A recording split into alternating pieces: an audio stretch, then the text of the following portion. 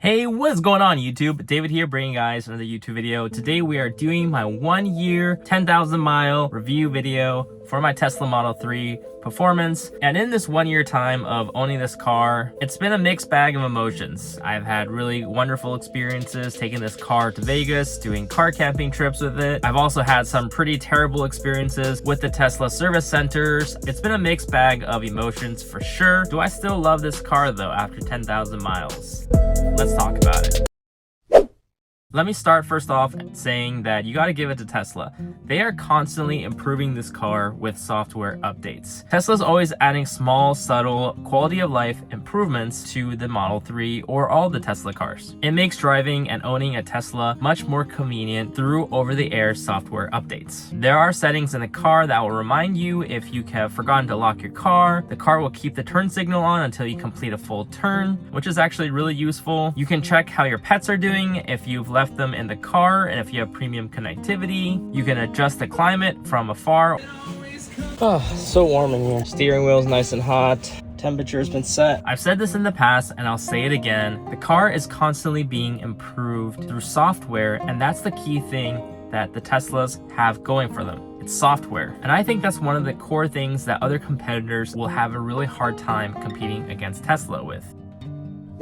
Charging infrastructure is also really strong with Teslas. Charging stations are so strategically placed throughout the country, and I've never really found myself having any sort of range anxiety when going places or taking road trips. The only time where I actually felt a little bit annoyed was on my way home from Las Vegas once. It was about 37 degrees outside and we're driving through the desert. My battery was draining really fast and the car was charging relatively slow, and it was a little inconvenient since we ended up having to get home around 5 a.m. We had climate control going on. I was driving about over 80 to 90 miles per hour, which also doesn't help with battery drain because you're driving fast. I was just watching my battery constantly go down. Now bear in mind, I have the performance model, so it's a rougher ride, and also it doesn't go as long in terms of mileage. We had to stop and charge a few extra times than normal. I was trying to squeeze as much battery and conserve as much battery as I could that night. I turned off climate controls. We were a little bit cold in the car, turned off the dome lights, the ambient lighting, and we were just driving in the dark and driving in the cold, and it wasn't the best experience, but looking back now, it was pretty memorable. That was probably the only time throughout my whole year of owning the car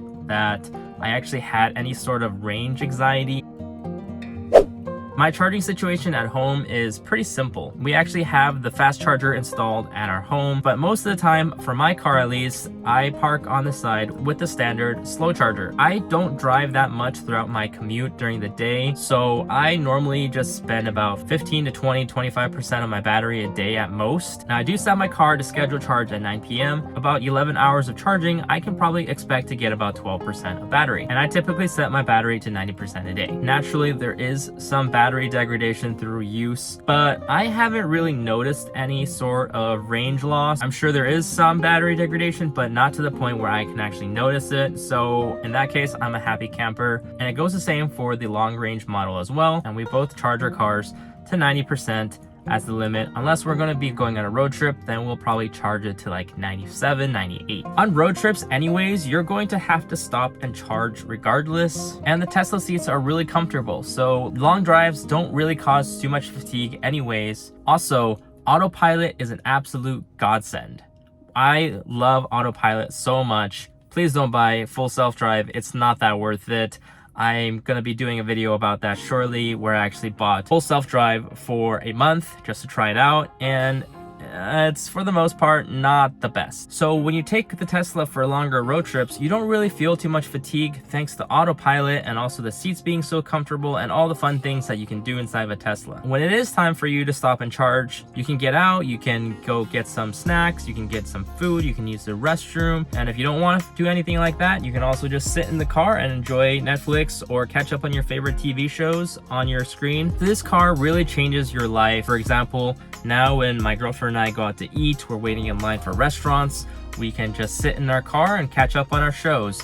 when we take long road trips and we're stopping to charge, we can catch up on our show, so you can play games. And I think that's just so convenient, and it's so game-changing and life-changing. And in terms of reliability, the car's been really reliable. I've had little to no maintenance issues with the car in my 1 year of owning the car. Aside from the service center disaster trilogy that I like to call it, which I will throw a card for somewhere up here or over there that you guys can check out, the car has been fine. I paid for nothing to fix this car or to maintain the car. The only thing I bought once was windshield wiper fluid, and that's probably all I paid for in this whole year of owning the car. I'll also throw a video for that somewhere up here also. I do feel like Tesla paint is a little bit cheap though. And one thing I do regret doing is spending $2,000 extra for the red paint. If given another chance, I probably would have went for one of the free colors, which at the time of buying my car was either the white or the metallic silver, and save that $2,000 probably towards PPF or maybe even a wrap on the car. There was one instance where I thought I broke my steering wheel, where it would not go in or out anymore when you try to adjust the steering wheel position. And I set up a service center appointment, and it was easy to rectify that issue. It probably took maybe 20 minutes and that was done. The most glaring issue that took forever to fix was the fact that I had a rattling noise coming from the passenger seat on my car. That literally took maybe 3 to 4 service center appointments for somebody to finally fix. But after that got fixed, eventually, my car has been absolutely fine. Another gripe that I wish Tesla would fix is the windshield wipers. These things are terrible. This is why I hate Tesla windshield wipers. It's barely raining. And if I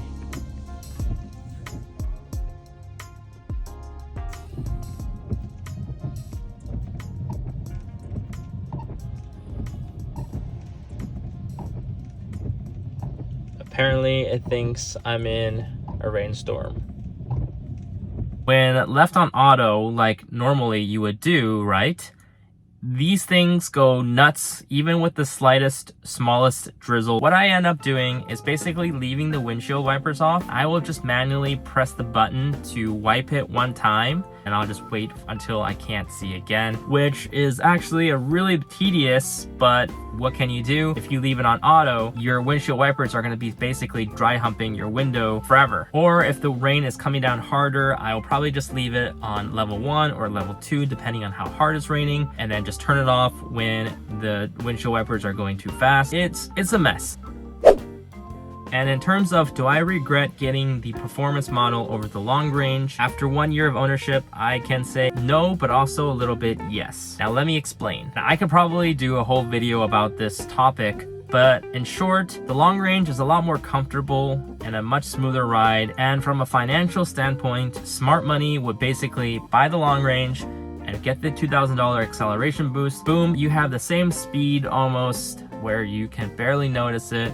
You'll have the longer mileage, you'll have the more efficient and cost-efficient tires and wheels, and you can save some money and accessorize your car a little bit to make it look like a performance if you wanted to. But smart money will basically go with the long range because it is a lot more comfortable of a ride than the performance. The performance is much harsher in terms of a ride, to the point where my girlfriend doesn't even really like taking my car for longer road trips, but the acceleration is so fun. I've gotten so many fun reactions from people riding my car, show them the 0 to 60, or when I just try to go on the highway, how strong the car feels in terms of the instant torque, just pushing them into their seats, and it just feels like a roller coaster. And I still love the speed on my car. The novelty of the speed does not wear off on you. For the price point of the Tesla, whether you're getting the long range with the performance boost or you're just getting the performance itself, there's really not many cars, if any, that can compete with the speed of this car based off the price that you pay. You get so much bang for your buck when you buy a Tesla Model 3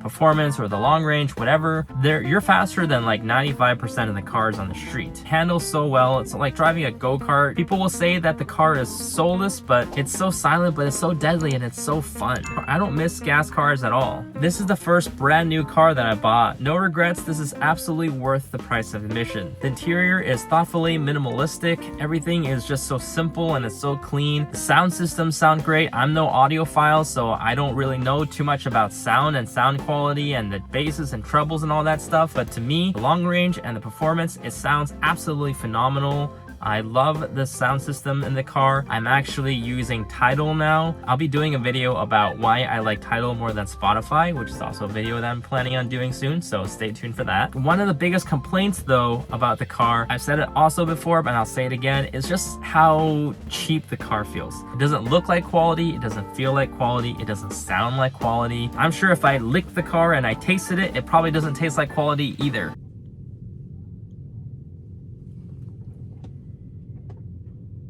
Nope. Seriously though, I challenge you to go into your Tesla Model 3, knock on some of the stuff. Like, it feels like really cheap plastic. It's so flimsy. I feel like you can probably get at the dollar store. I've done so many accessory stuff on my car, and I can just see the bits and pieces and just how cheap some of the stuff they use. That's why the Tesla profit margins are so high, which is fine because I'm a Tesla investor and I want Tesla to do well in the long term. Does that mean I don't like the car though? Hell no, I love this car. From the outside, the car looks absolutely gorgeous. It looks really nice, it looks super futuristic, and on the Model 3s, it almost looks like a Porsche on certain angles. The car lines are sleek and beautiful. With the 21-inch wheels, they just look so nice and look so aggressive, and it's just so sexy. Overall, this car has been my absolute favorite car that I've ever owned. It really changes your lifestyle when you get a Tesla, and how you go about plan your day or plan your trips. It changes everything. It's a huge game changer in terms of how you drive and you go about your life. You might think it's cheesy when I say this, and let me explain. So I love being able to check my car anytime from anywhere, no matter where I am. I love being able to troll my girlfriend. When she's driving her car, I can, from the comfort of my own home or wherever I am, change her music, pause her music, turn off her climate controls. She could be getting food somewhere and her hands are full with groceries, and she can be on the phone with me and say, hey, can you open my trunk or open the trunk for me? I gotta put in the groceries. I don't have hands to do that. Okay, let me just press the button. I can open the front for you from wherever I am. There you go. You can put in the groceries and then you can close the front yourself, or I can close the trunk for you. Whatever it is that you want to do. It's so simple and it's so intuitive. I can check up on her to see her ETA on when she gets to her destination. I can check on her to see if she's okay, if she hasn't replied my text for a while. No, I'm not being overly controlling, but I'm just saying, like, if I can't reach her on her phone, I can always look at where she is, just for peace of mind, knowing that she is okay. No, I'm not stalking anybody, guys. I know what you're thinking. Don't think that. I'm not stalking anybody. It's just for the convenience and for the safety purposes. You can do that with your kids, whatever it is. And it's life-changing. The car not only saves me a ton of money on gas, but I don't have to worry about Costco gas lines. I don't have to worry about fluctuating gas prices. I don't have to worry about gas politics. I don't have to worry about stopping in scary ghost towns trying to get gas in the middle of a road trip, or maybe being robbed at a gas station. I don't know. I love not being able to have a physical key with me. I don't carry around my key. I have a key card that I keep in my wallet or my Apple Wallet, and I keep that on the back of my phone and I'm done. I hate carrying around stuff. I want to be as minimalistic as possible. I just want to carry a phone and that's it. I love being able to just take around my phone, and that's all I need. I can unlock my car, I can control my car, I can summon my car if I have full self-drive. Video on that is coming out later, but it's just so convenient. All these little neat features, when they mesh into your life, it just makes your life easier. I don't know how to explain it. You now have a camera that utilize and check on the status of your pets if you keep them in your car. If you have premium connectivity, you can check your surroundings of your car whenever you want to. When we first got the Tesla, we took a road trip to Vegas and we parked in a different casino. I was able to check the surroundings of my car just to see if it was safe, and just because I wanted to, from a casino that was like a block away, and making fart noises if I wanted to, just to troll people or whatever. I don't imply that I do that, but